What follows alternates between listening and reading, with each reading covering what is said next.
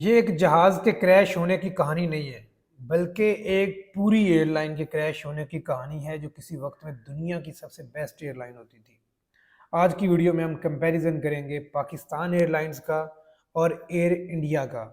ان کے عروج و زوال کا، اور آج دونوں پاکستان اور انڈیا کی ایئر لائنز کہاں پہ کھڑی ہیں۔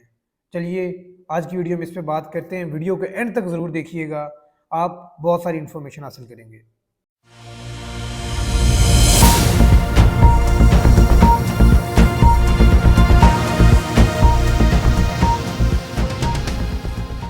آج کی ہماری اس ویڈیو کا ٹاپک بہت ہی انٹرسٹنگ اور بہت ہی انفارمیٹیو ہے، اور یہ کہانی صرف ایک جہاز کے کریش ہونے کی نہیں بلکہ ایک پوری ایئر لائن کے کریش ہونے کی ہے۔ آج ہم کمپیریزن کریں گے دو ایئر لائنز کا، دو ممالک کی بیسٹ ایئر لائنز کا، پی آئی اے کا اور ایئر انڈیا جو کہ ہندوستان کی ایئر لائن ہے، دونوں کے عروج و زوال اور دونوں کا رائز اینڈ فال، اور جس طریقے سے ان دونوں کے ساتھ جو ظلم و زیادتی کی گئی ایز بینگ این انسٹیٹیوشن، اور ان کے اندر جو اپنے اپنے مفادات کی خاطر ان کو تباہی کے دہانے پر لا پہنچایا گیا، آج ہم بات کریں گے اس کے اوپر۔ یہ ہم پہلے بات کرتے ہیں پاکستان ایئر لائنز کی، اور اگر اس کی ہم ہسٹری میں جائیں تو اس کی بنیاد 13 دسمبر 1946 کو رکھی گئی، اور اس کا نام اورینٹ ایئر لائنز تھا، اور پاکستان کی آزاد ریاست بننے کے بعد اس کے آپریشنز منتقل یہاں پہ کر دیے گئے، لیکن اس سے پہلے اس کا ہیڈ آفس کلکتہ کے اندر تھا جو کہ برطانوی ہندوستان تھا۔ اس ایئر لائن نے بہت سارا عروج و زوال دیکھا، اور اس کی جو ایئر لائن کا نام اورینٹ ایئر لائن سے پی آئی اے 10 جنوری 1955 کے اندر کیا گیا، اور اسے پاکستان ایئر لائن کا نام دیا گیا۔ اور اس کی جو فرسٹ فلائٹ تھی، آپ یہ جان کر حیران ہوں گے، وہ روم ٹو لنڈن تھی، اور وہ تھی جو ہے 1955 کے اندر ہی۔ اور فرسٹ فلائٹ، اور یہ فرسٹ ایئر لائن تھی جس نے ایشیا کے اندر بوئنگ 707 طیارے استعمال کیے، اور یہ اس ٹائم پہ اس ایئر لائن کا پی آئی اے کی شان سمجھی جاتی تھی، اور یہ باقی ساری ایئر لائنز ہے جو اسے بہت آگے لے کے جاتی تھی۔ اس کے بعد آگے اگر چلتے جائیں تو یونیفارم کے لیے 1975 کے اندر ایک کمپٹیشن کروایا گیا، پی آئی اے نے اپنے سٹاف کی اور ایئر ہوسٹس کی یونیفارم کے لیے کمپٹیشن کروایا پوری دنیا کے اندر، جہاں سے پوری دنیا کے ممالک سے لوگوں نے اس کے اندر پارٹیسپیٹ کیا اور اس کا حصہ بنے، اور اس کے جو ونر تھے جنہوں نے اس کو ڈیزائن کیا، سر ہارڈی ایم ایس، جو کہ کوئین الزبتھ کے ڈیزائنر تھے۔ آپ یہ سوچ کر حیران ضرور ہوں گے جو پی آئی اے آج بدحالی کا شکار ہے، اس یونیفارم کا ڈیزائن کسی ٹائم پہ سر ہارڈی نے کیا تھا۔ یہ ایئر لائن دنیا کی ایک بہترین ایئر لائن سمجھی جاتی تھی، اور اس نے انٹرنیشنل لیول پر بہت سارے ایوارڈز ون کیے، اور اس کو ایک مہمان نواز، اور یہاں پہ اس کے سٹاف کی ٹریننگ، اس کی صفائی، اس کے جہاز، ایچ اینڈ ایوری تھنگ میں یہ باقی ایئر لائن سے بہت آگے تھی کسی ٹائم پہ، اور کمپٹیشن کے اندر تھی۔ اگر ہم بات کریں آج جس ایئر لائن کو پوری دنیا جانتی ہے اور جو دنیا کی ٹاپ ایئر لائن ہے ایمریٹس کی، اور اس ایمریٹس کی ایئر لائن کو ٹریننگ انہوں نے دی سٹاف کو، ان کو پہلا جہاز اڑانے کے لیے پاکستان ایئر لائن نے دیا جو کہ 307 تھا، اور 1985 کے اندر اس ایمریٹس ایئر لائن کو سٹارٹ پاکستانی ایئر لائنز نے کروایا، اور انہوں نے محنت کی اس کے اوپر، اس کو ادارہ چلایا، اور آج آپ دیکھیں پی آئی اے کہاں پہ ہے، اور جو ہے ایمریٹس ایئر لائن کہاں پہ ہے۔ پی آئی اے آج بھی وہی جہاز استعمال کر رہا ہے جو 1985 کے اندر کر رہا تھا، اور آپ اگر ایمریٹس کو دیکھیں تو انہوں نے دنیا کے جدید ترین جہاز اپنے جو ہے وہ کریو کے اندر شامل کیے، اور وہ اس time one of the leading airlines ہے پوری دنیا کے اندر۔ اگر ہم اس پہ آگے چلتے جائیں، اس کے ساتھ عروج کی باتیں ہم نے کی، اس کا زوال شروع کہاں سے ہوا، اور اس کے ساتھ کیا کیا ظلم و زیادتیاں نہیں کی گئی۔ جب یہ ادارہ ایک گورنمنٹ انسٹیٹیوشن بنایا گیا تو پھر یہاں پر جو آتا گیا اس نے اپنی من مرضیاں کی۔ کیا آپ یہ سوچ سکتے ہیں کہ ایک ایئر لائن کے اندر ایک پائلٹ جعلی ڈگری والا ہو سکتا ہے؟ جی، یہ پی آئی اے کے اندر ہوا، اور جعلی ڈگری والے لوگ بھرتی کیے گئے، جعلی ڈگری والے پائلٹس بھرتی کیے گئے، یہاں پہ سیاسی بھرتیاں کی گئی۔ 1975 کے اندر دیکھا لوگوں نے، اس میں بہت ساری سیاسی بھرتیاں ہوئی۔ اگر 1974 کے فگر کی بات کریں تو اس کے امپلائیز کی تعداد 9000 تھی، اور اگر ہم بات کریں 1984 کے اندر تو تعداد یہ 9000 سے بڑھ کے 16000 ہو چکی تھی، اور طیارے کتنے تھے؟ جتنے پہلے موجود تھے، اور ان کی تعداد میں کوئی بھی فرق نہیں آیا تھا۔ ان بہت ساری سیاسی برتریوں کے باوجود اور لوگوں کو پالنے کے باوجود بھی پی آئی اے ابھی تک منافع کے اندر چل رہی تھی، لیکن پھر اس کے ساتھ کوئی ظلم و زیادتی کی کوئی داستان باقی رہ نہ جائے، اس کے ساتھ پھر وہی سلوک کیے گئے اور یہ سلسلہ چلتا رہا۔ لیکن 2006 کے اندر اس کو سب سے بڑا دھچکا تب لگا جب 2006 کے اندر اس کا فوکر جہاز جو ہے وہ کریش ہوا، اور اس کی وجہ سے پھر پی آئی اے کو اپنے سارے فوکر جہاز جو ہیں وہ انڈر گراؤنڈ کرنے پڑے۔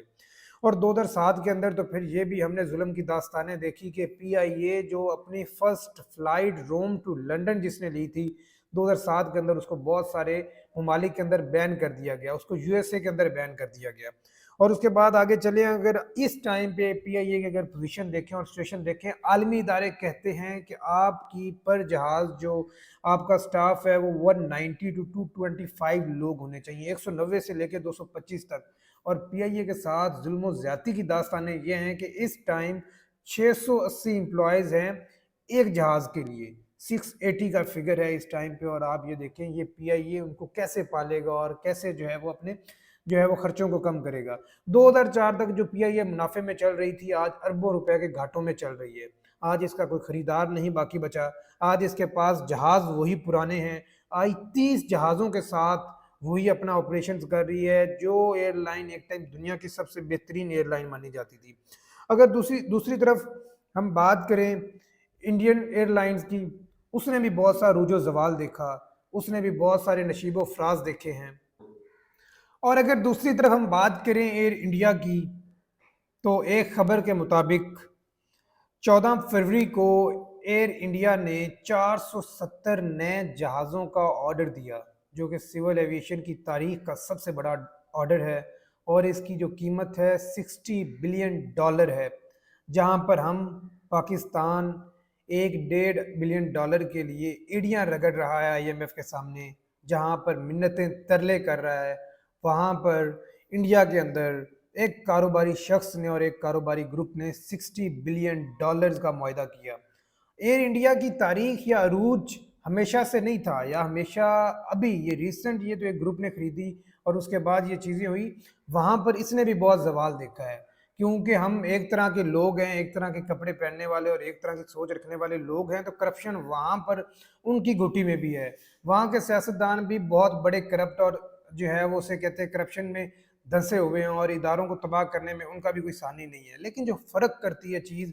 وہ وہاں کے اور یہاں کے بزنس مین کا مائنڈ سیٹ ہے۔ یہاں پہ آپ کو پاکستان کے ٹاپ جتنے بزنس مین نظر آئیں گے، وہ آپ کو صرف نظر آئیں گے جو سوسائٹیز بنا رہے ہیں، جو یہاں پر جو ہے وہ آپ کی ایگریکلچر لینڈ کو تباہ کر کے اس کے اوپر جو گھر بنا رہے ہیں اور سوسائٹیز بنا رہے ہیں۔ اور وہاں کے جو بزنس مین ہیں وہ کسی ڈیولپمنٹ سائڈ پہ اور ڈیولپمنٹ سیکٹر کے اندر اور باقی بہت ساری چیزوں کے اندر اپنے ملک کو آگے لے کے جا رہے ہیں، اور جو چیز ان دونوں ملکوں کے درمیان ایک میجر ڈفرنس رکھتی ہے۔ ایئر انڈیا کی اگر ہم ہسٹری کے اندر جائیں تو 1932 میں 15 اکتوبر 1932 کے اندر اس کی فرسٹ فلائٹ کی جے آر ڈی ٹاٹا، جو کہ فادر ہیں رتن ٹاٹا کے، انہوں نے سٹارٹ کی۔ یہ ان کا ایک پیشن تھا، انہوں نے سب سے پہلے اس کی تعلیم لی، فرسٹ لائسنس انہوں نے حاصل کیا، پھر انہوں نے جہاز کو خود اڑایا انڈیا کے اندر، جب یہ ایک جوائنٹ ہندوستان تھا جسے ہم برطانوی ہندوستان بھی کہتے ہیں۔ اور اس کے بعد جو ہے ٹائم گزرنے کے ساتھ ساتھ انہوں نے جو ہے جے آر ڈی ٹاٹا کے نام سے اپنی اس کا آغاز کیا، ایئر لائن کا آغاز کیا، جو کہ لیٹر آن 1953 کے اندر اور 1962 کے اندر انڈین گورنمنٹ نے اس کو جو ہے وہ ساری جو ایئر لائنز تھی ان کو گورنمنٹ کا ادارہ بنایا گیا، جس طریقے سے ہمارا پی آئی اے کے ساتھ ہوا اسی طریقے سے اس کو ایک گورنمنٹ کا ادارہ بنایا گیا۔ جس ٹائم جے آر ڈی ٹاٹا چینک کے یہ کہتے رہے کہ گورنمنٹ کے باقی اداروں کی طرح یہ نہیں چل سکتا، اور منافع میں چلتے ہوئے اداروں کو آپ گورنمنٹ کے اوپر جو ہے وہ گورنمنٹ کے انڈر نہ لے کے آئیں، کیونکہ یہاں پہ پھر آ کے اس کے ساتھ وہی حال ہوگا جو باقی اداروں کا ہے۔ لیکن ان کی بات نہیں سنی گئی اور اس سارے پروسیس کو جلدی سے کیا گیا اور اس کو جو ہے وہ گورنمنٹ کا ایک ادارہ بنا دیا گیا۔ اس کے بعد اگر ہم اس پہ مزید چلتے چلیں تو 50,000 کروڑ کا ایک ٹائم کے اوپر اس کے اوپر جو ہے وہ لاس شو کر دیا گیا، جبکہ اس پورے ادارے کی ویلیو جو ہے وہ 7,000 کروڑ تھی۔ کرتے کراتے یہ ٹائم گزرتا گیا، اور پھر آتا ہے جی 28 جنوری 2023، جب رتن ٹاٹا دوبارہ سے اس ایئر لائن کو، ایئر انڈیا کو 61,562 کروڑ کے اندر دوبارہ سے خرید لیتے ہیں۔ اتنی بڑی اماؤنٹ جو کہ اس ٹائم اس کے اوپر یہ صرف قرض تھا. اتنے قرض کے باوجود ایک بہت بھاری رقم دے کے رتن ٹاٹا خرید لیتے ہیں اور وہ کہتے ہیں کہ ہماری گھر کی چیز گھر کو لوٹ آئی, کیونکہ ان کی اس کے ساتھ ایموشنل اٹیچمنٹ بھی تھی اور ان کے فادر نے جو سٹارٹ کی تھی, اور پھر انہوں نے اپنی آنکھوں کے سامنے اس کا ڈاؤن فال دیکھا, تو دوبارہ سے انہوں نے اس کو خریدا اور اب پورے انڈیا میں یہ اس کی امید ظاہر کی جا رہی ہے کہ وہ اس ادارے کو دوبارہ سے کھڑا کریں گے اور ایئر انڈیا کو دوبارہ سے جو ہے وہ بیسٹ ایئر لائن بنائیں گے. اور اس ٹائم پہ جو آتے ہی انہوں نے اپنے وہ ایک ویژن شو کیا, جتنا انہوں نے آگے اس کے اندر انویسٹمنٹ کر دی ہے, یہ سمجھا جا رہا ہے اور جانا جا رہا ہے کہ یہ آنے والے دنوں میں ایئر انڈیا پھر دوبارہ سے کھڑی ہو جائے گی اور یہ بیسٹ ایئر لائن بن جائے گی. لیکن دوسری طرف پی آئی اے کا ابھی تک کوئی پرسان حال نہیں ہے, ہمیں کوئی ڈائریکشن نظر نہیں آ رہی, ہمیں کوئی امید کی کرن نظر نہیں آ رہی, کیونکہ جس ملک کے اندر حکمران اپنی ایئر لائنز چلائیں, ایئر بلو کے مالک جو ہیں وہ وزیر اعظم بنے اور ان کے دور حکومت میں ایئر بلو تو منافع کما رہی ہو لیکن پی آئی اے خسارے میں جا رہی ہو, جب آپ کا کانفلکٹ آف انٹرسٹ ہوگا تو پھر یہی کچھ ہوگا, پھر قومی ادارے اور بہت سارے باقی اداروں کی طرح گھاٹے میں ہی چلیں گے اور نقصان ہی اٹھائیں گے. اگر آپ کو آج کی ہماری ویڈیو, آج کا کانٹینٹ پسند آیا ہے تو چینل کو سبسکرائب کریں, ویڈیو کو لائک کریں, کمنٹ کریں, اپنی فیڈ بیک ہمارے ساتھ ضرور شیئر کریں